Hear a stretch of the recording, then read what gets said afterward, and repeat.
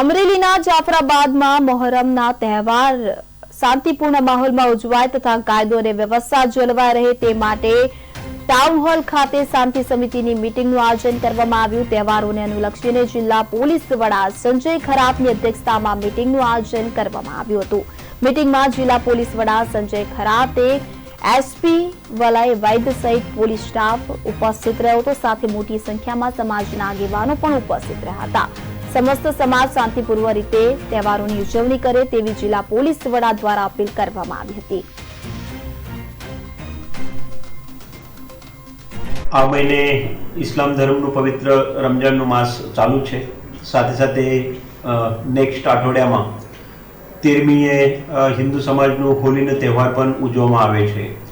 आप सौ जाणो छो कि जाफराबाद विस्तारमां जे होलीनो तहेवार छे ए बहु व्यापक प्रमाणमां योजवामां आवे छे અને અહીંયાના અલગ અલગ સમાજ બહુ મોટા પ્રમાણમાં જાહેર જગ્યા બહાર નીકળીને એની પારંપરિક રીતે હોળીની ઉજવણી કરતા હોય છે।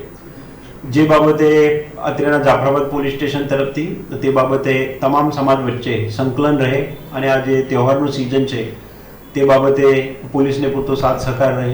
તહેવાર દરમિયાન પોલીસે જે અમુક કાર્યપદ્ધતિ અવલંબી છે એ કામ કરે છે તે બાબતે બધાને અવગત કરવા માટે समाजना आगेवानो साथे आज टाउन हॉल खाते जाफराबाद पुलिस અને જાફરાબાદના જે સામાજિક આગેવાનો છે જાહેર જનતા છે એમના સાથે એક સંકલન શાંતિ સમિતિની મીટિંગ આયોજન કરવામાં આવેલ હતી।